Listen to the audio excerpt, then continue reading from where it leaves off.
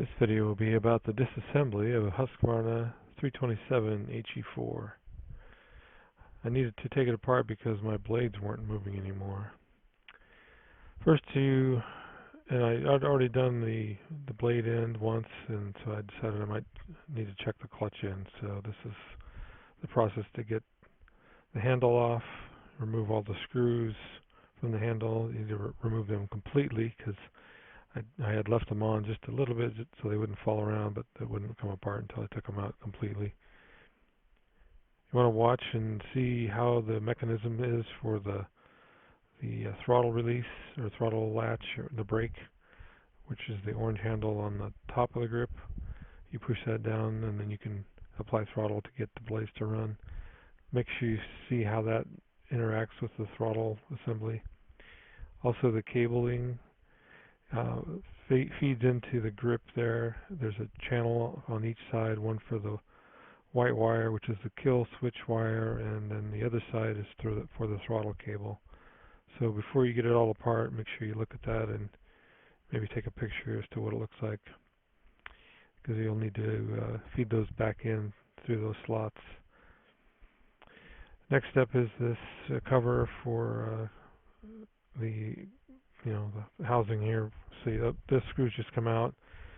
You'll see then a little more of where the cable routing goes. Pay attention to that. I probably didn't need to take that little cover thing off, but I did anyway. And so now I'm trying to get the overall shroud off, the motor shroud, the orange piece, and then you'll be able to see the rest of the engine, and then take the air cleaner off to get that off too. It all has to come off. The exhaust cover needs to come off as well. The spark plug wire and the kill switch wire are routed across the metal housing, and there's different pieces, little metal pieces that stick up where the cable needs to route. So pay attention to that. Make sure you see how that goes so you can get that back the way it was supposed to be. I wasn't going to use anything else for the engine, just inspect the clutch, and I'll clean that off later.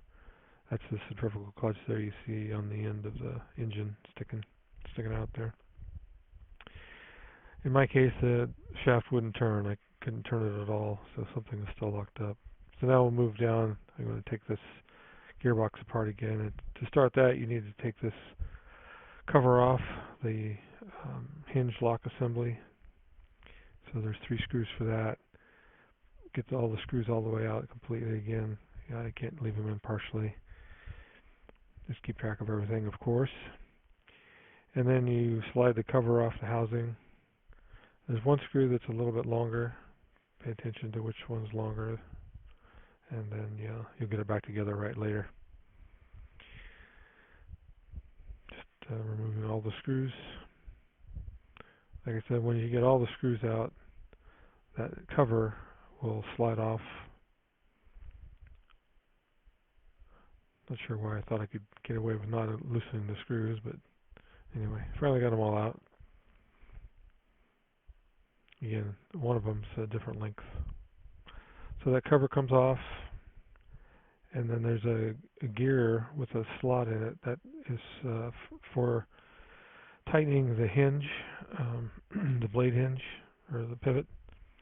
And so you take that gear out, which has a slot, and that slot aligns to a metal rod with a loop at the end of it. And so you loosen that clamp nut on there, and then you can slide that whole mechanism farther forward or towards the hinge, and then you can unscrew that rod that has the loop in it. And that goes into the mechanism that actually locks the hinge.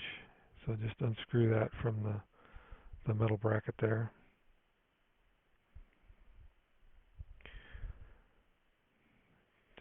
It's not a real easy, don't get a lot of turns, so it takes a little bit of work to get that off.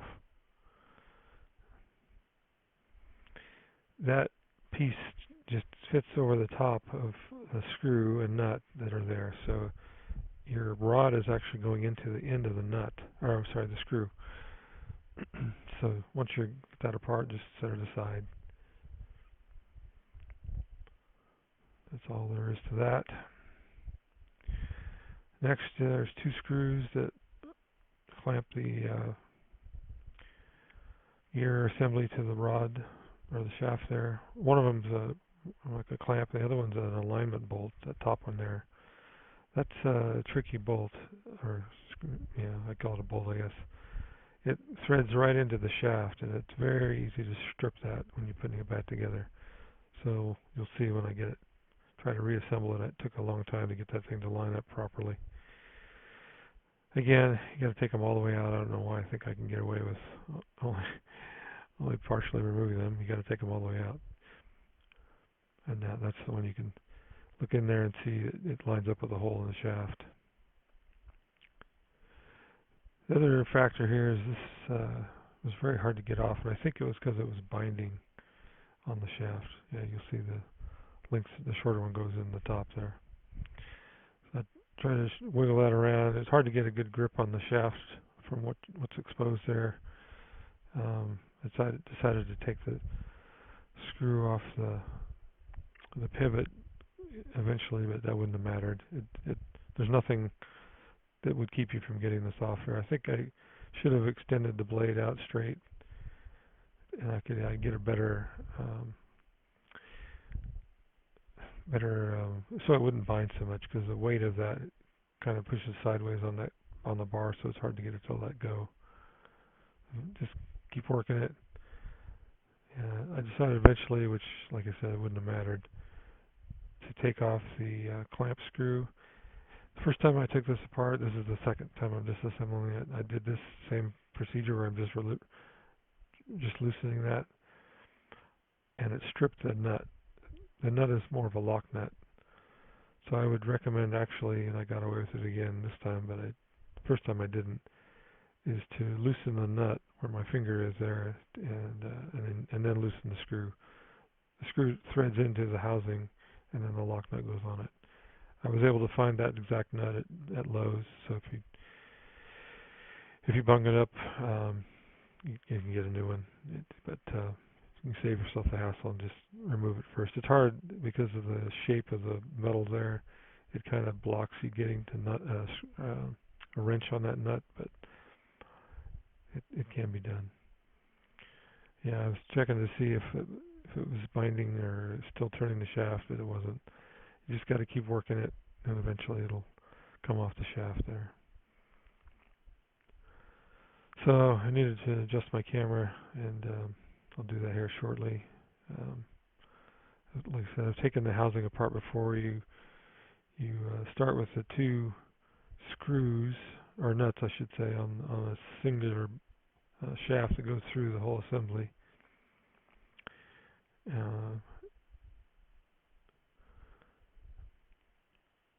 And that lets you separate the two halves of that. I'll move the camera here in a second. You can see it better.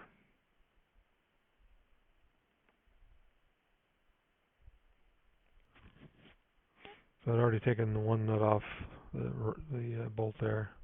I'm just kind of going through that step again. Each side has its own washer and nut. Remove both sides, and then you can separate that and get it all apart. First time it was very dirty. Grease was gray, like it had filings in it.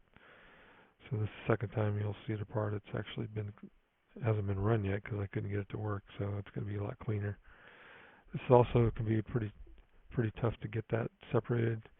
It's a very tight fit on the inner.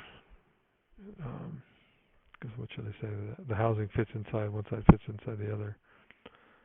This metal cam, I'd call it, this ring that looks like a washer, is actually what disengages the blade lock when you're any less than 90 degree on your pivot for your blades. That washer, which kind of has a camming action against the housing that holds the pin will fit into part of that gear mechanism and actually lock it, so you can't can't turn the blades when it's any more than 80 degrees. You kind of see I'm pushing on the plunger that cam rides on. I'll wipe it off so you can get a little better look at it. I thought this might be what was causing my problem, that it somehow was hanging up on this, and it wasn't. The washer was worn out, and it wasn't retracting that pin far enough, and it would stay locked up. So I had planned on removing that pin and kind of grinding it down a smidge so it would have a little better tolerance, but it wasn't the case. It was fine. I tested the cam, and it did depress it far enough. So I'm going to put this back together and see if I can get this to work. Make sure I did it all right, did nothing bound up. There's just such a strong resistance, you can't turn it by hand though, unfortunately. The gear is, there's not enough leverage. So after this is all cleaned out again, and make sure it's all clean. Of course you want to grease this up good, this whole gear mechanism. The long side, there's kind of a, you'll see where the cam, I guess I'd call it camming action, that pin that depresses catches the gear that's already placed in the housing. It has, I think, 4 openings to where that pin can capture that gear so it won't turn. So that's the side that goes in, and you want to make sure the pin is in one of those grooves now, that it's going to be retracted. Otherwise the gear won't be in far enough. So now you can, this release, the orange piece with the spring in it, usually will fall apart if you take that cam off, that cam washer. So you got to make sure you don't lose the spring. Sorry, it's not on camera, but that you'll see when you get it apart, and that I had to stare at it a little bit. It only goes in one way because the spring fits into a groove or a slot in the housing. So I don't remember what I was doing there. Oh, I had that cam on there, that cam washer, and it had tightened it down first. I needed to loosen that so I could get that in. If you put the washer on first, you can't get the little release lever to go past it, so you got to put that on first, and then you can tighten down the cam washer.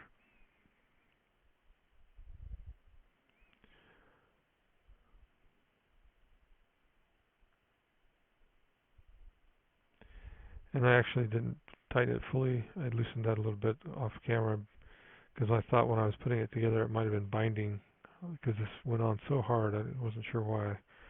I didn't remember that before, but kind of make sure you turn it to engage the gears just to both sides, and then it just takes a lot of pushing. And then eventually I thought I had it pretty good, so I put the nuts on and tightened it up that way.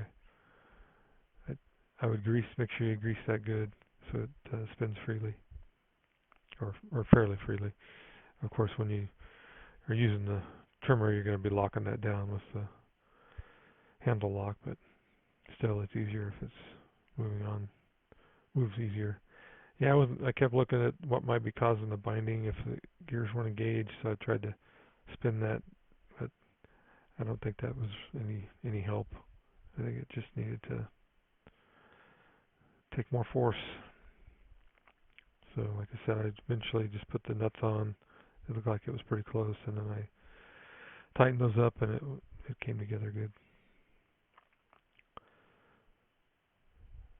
I never did find a torque for this. I just kind of snugged them down. If you tighten them too tight, it's going to bind.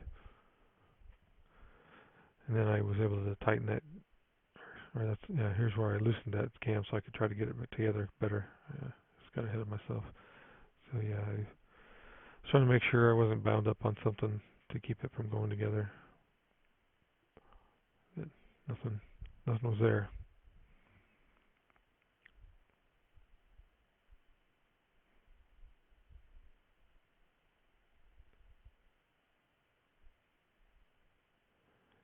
I kept looking at it over and over, thinking if this was if this is how tight it was when I took it apart. So maybe you take a picture of that before you start, and you can have a better gauge of when it's together all the way. But I mean, it should be snug, so shouldn't be any gaps. So I'm just gonna put the nuts on both ends, and then snug those down, and it pulled it together the final amount that I was happy with. Again, there was no torque that I found for this, so I just kind of snugged it reasonably, nothing too tight. I think it's a locking nut, if I remember right. So it doesn't have to be too bad.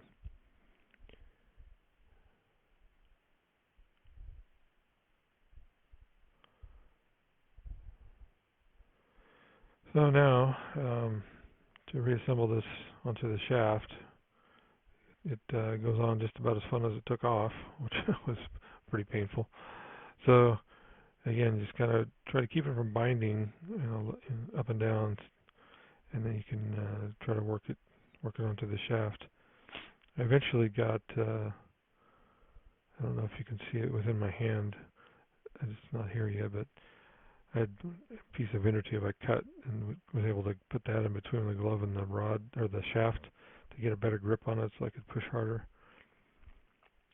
I don't remember if that's when that was, but finally I got it to go. Maybe it was later when I wasn't sure if the rod going through the handle was actually binding on the gear, and so that's why I went go off camera a little bit to turn the clutch ring to make sure it's not. Once I could tell that it was not turning, I knew I was engaged with the splines. That through the rod, there's a shaft that has splines on it, which engages into the gears. So eventually, it got it to go. But like I said, that the screw that goes in through the shaft itself is very hard to align. I eventually got a flashlight and shone in there, and just wasn't happy with the way it was lining up. And I think, of course, I forgot the long and the short one, and the short one goes in the top. I couldn't look at the tape because I was still recording, so I had to make sense of it. Just threaded and thought it was good, but I started to thread it by hand, and it felt like it was binding, so I backed out because I nearly stripped this the first time I took this apart, so I wanted to be very careful getting that to go. So stop and take it out, look again, look through the hole again, line it up again, make sure it's good before you try to drive that screw all the way in. I tried probably 3 or 4 times on this to make sure I was getting that right there. Finally got that rubber help to push it. Needed to push it just a little bit farther to be happy, and then finally got it to go on. So again, go easy until you're confident, and then tighten it down. I didn't use the machine because I didn't want to, again, strip it out if I over tightened it. So I tightened this on by hand. So you get that where you're happy with it, and then tighten down the clamping screw that actually pinches the housing onto the shaft. Since I didn't find any issues with the pin, I decided I better open up this gearbox again and see if I messed something up when I put it back together. So there's 6 screws, I think it is, that holds the cover on, and then there's a 7th one that's in the center of the housing or the cover. That's actually not mounted to either housing. It actually mounts to the cam system inside the gearbox. I removed it anyway. I couldn't remember if you had to have it off to get the cover off, but so you actually remove 7 screws. These are a little smaller Allen or I can't remember I don't remember the millimeters. You'll find it. But yeah, you gotta remove all of them.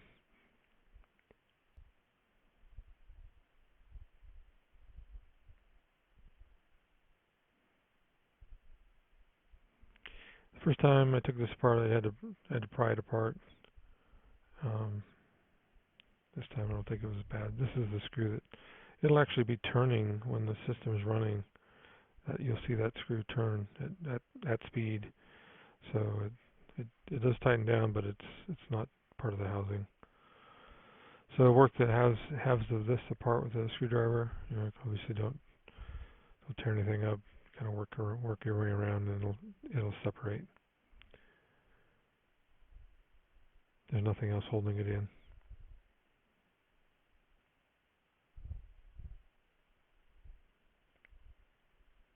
This is the cleaned grease. Again, when I took it apart the first time, it was quite gray looking. It did have grease in it, but the thing I didn't realize is that there's actually a Zerk fitting on this housing. I didn't know that the whole time I owned this thing, and I could have been greasing that regularly, but oh well, I'll know now. So next, you got to remove the back of the blade. I don't know what you'd call it, a support or something, a bracket, because you're going to take the blades out next.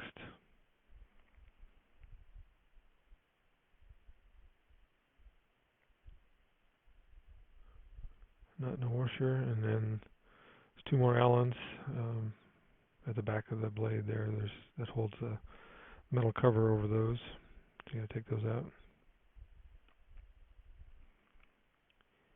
And you'll see that plastic piece right where the blade enters the gearbox. That's basically a plastic guide, so it'll have to fit in that little channel when you put this back together. It's loose. It doesn't mount to anything.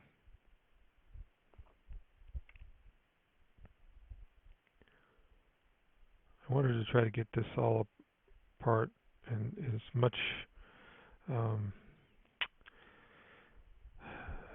much together as I could to I guess I forgot a screw or something. Oh, yeah, I needed to, at least I thought it. Yeah, the way this works, you got to have the blades bolts out, I believe. I think they end one anyway, for sure.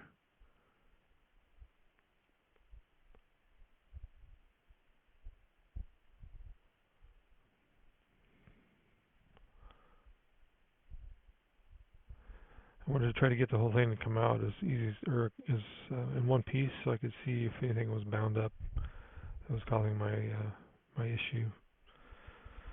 So you'll see that there's each blade has a rod or a circular into it, and that fits into a cam system that causes the blades to go back and forth. So when you reassemble that or clean it up or whatever, you'll see that those rings have to fit onto the sprocket in the middle on its associated cam, and then that's how it causes the blades to. So I tried to turn it by hand and it wouldn't go. So then it finally dawned on me that maybe my blades are just too tight. Maybe I didn't. I mean, the machine was working fine, and then it just stopped. So I didn't think it was the blades, but it could have been that something got caught in it, and then once I freed it up, I over-tightened it when I put it back together. So anyway, since I didn't have any luck moving anything at this point, I finally decided to loosen the blades. So with the blades loose now, I can try to grab this sprocket and make the blades actuate as it would, and lo and behold, it actually works. How about that? So any movement was more than I had before, so didn't need to go very far to know that just the tightness of the blades was binding it up. So hopefully now I'm onto the fix. So I'm going to reassemble everything now, and again, if it's the first time you've taken it apart, it's going to be very dirty. I'd first time I took it apart, I cleaned all that grease out and re-greased everything. So you'll want to do that. Make sure that the cam is aligned on the back side because you can't see it after this. So make sure those blades are engaged correctly on the circular end of the blade is on the right place on the sprocket. Then you got to hold the whole system in and then put those two screws that hold the blade bracket in. I think I used an Allen or just a socket by hand to get those in. I didn't want to over tighten them with the machine. So get those down. Make sure the plastic insert guide is in the right spot before you get all the way tight, because that'll keep you from getting it seated properly. Yeah, if the blades aren't in the right spot, make sure again they align on the sprocket. And I believe there's a washer before you put it all back together. I'll tighten these down. Once those two screws are snug, you can put the cover back on. Again, grease everything. I don't know why I decided to put that on first. I thought maybe it would support the blade better. I wanted to have too much pressure on the housing without that support on there, so that's why I put that on next. Not sure it was necessary to do. So with that secured, I decided to actually try and see if I could turn the outer clutch wheel by hand, and sure enough, I was able to get it to turn the blade, which wasn't happening before at all. So that was a good sign. I was happy to see that. So now I'll just put the cover back on. I actually got a ratchet to tighten those down finally, just to cause I can get a better feel on a ratchet what tight is. Again, I don't know any torque specs for these. Sorry, but snug, reasonably snug, I guess is where I went with everything. So again, they're putting a lot of grease in everything, and then put the housing back on, the cover back on.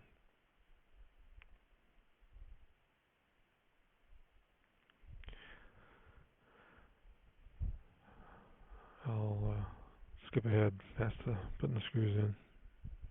So tighten down all the screws. Put the bolts back onto the blade.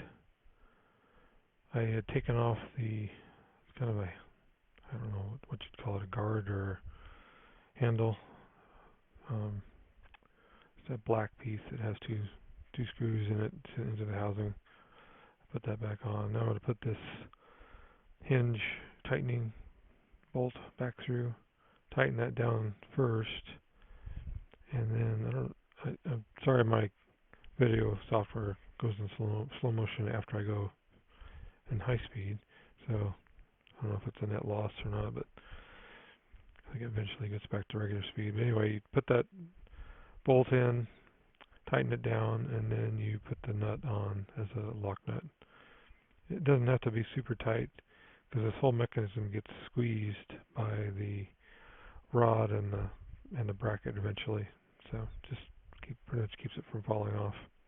But I did tighten the bolt, not super tight, just pass finger tight with a wrench.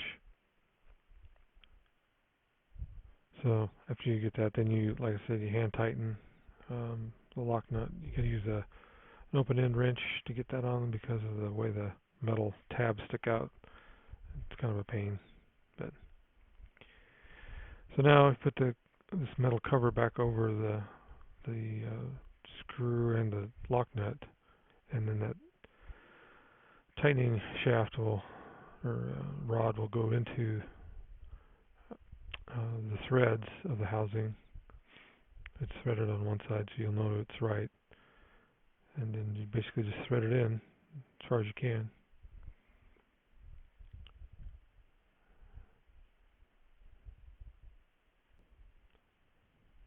So you want to get that rod snug, and then You put the gear mechanism, slide that over the loop in the rod. It's got a groove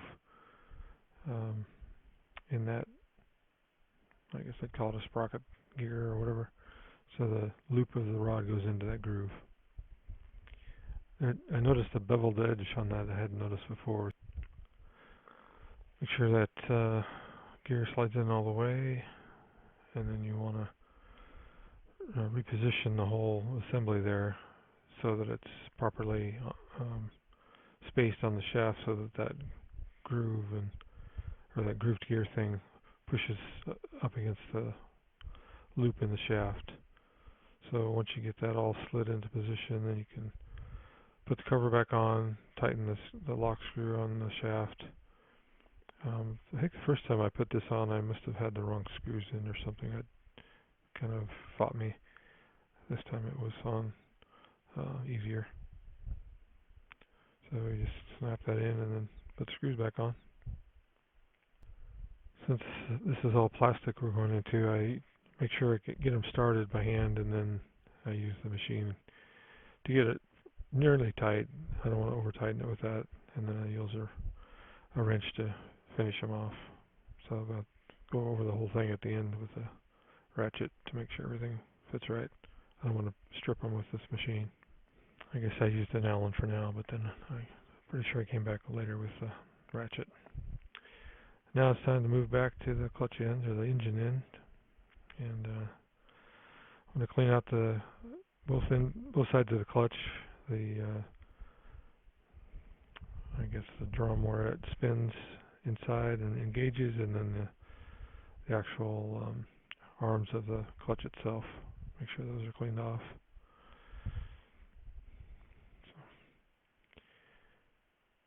Now I'm trying to remember how these wires went. Again, since I didn't take pictures, I just recorded. I couldn't watch the recording while I was recording, but it makes pretty simple sense. You kind of see how the plug wire, make sure the plug wire is not pushed up against the exhaust. It needs to follow that path through the metal tabs that stick up. But you can actually fish that through later. So there's two, I believe, dowel pins that align the housing, to the clutch housing to the crankcase. So just line those up good, and then it'll push together. Make sure the wires are not getting pinched, and then slides together, and then you can bolt it up. Pretty sure there was just 3 screws that hold the clutch housing to the crankcase. I put these in by hand. Of course, I didn't want to again strip anything, so I start them by hand, and I was going to leave them a little loose anyway to make sure I had everything assembled right, but it turned out that I could have just tightened these down all the way. I didn't have to mess with anything later. The next thing is to make sure you get the throttle cable in the right position. It has a nut molded onto it, and it fits into a little gap next to the housing there. I wish I would have had a picture of that. Look at that before you take it apart, I would guess. So next I'm going to put on this first housing closest to the engine. It's got 2 screws that have O-rings on them. Those are the ones that go in the middle. I think it's for rubber damping for the vibrations. Get all those screws started. I didn't snug them down full tight, just got them in decent amount because I wasn't sure how much wiggle room I would need. Get those on. Next I put the, I guess I'd call it a cowling cover, but just the engine cover. Put that back over and kind of make sure everything lines up, of course. Get the spark plug wire doesn't do anything yet, so you just plug that in before you're all done. I tried to start it without putting the plug wire back on, but snug these down.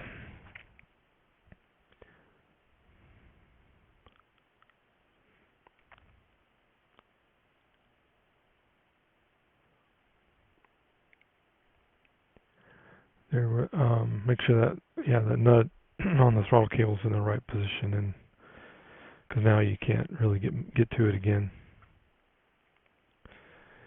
And I just cinched up the crankcase to housing bolts.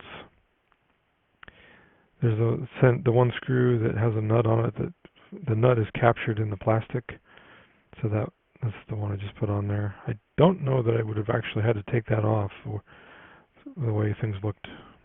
If I did it again, I'd try to not even remove that one. So now I'm going to put the handle back on, and so the kill switch wire fits into a groove on the side of the handle that I've got my hands here. The wire was actually dented all along the way. It matched up with the kind of the ribs of the handle, so you can see where it goes. You kind of have to push it down into that groove that is in that handle. Work it in so that it's in all the ways, much as you can get, because until you push the handles together, there'll be a little bit that sticks out. Then the other side, again, this is where you need to make sure the throttle lock, or I guess I'd call it the throttle lock, is in the right position. The throttle itself has kind of a plastic ring that goes around the whole shaft there. This lock fits into that ring.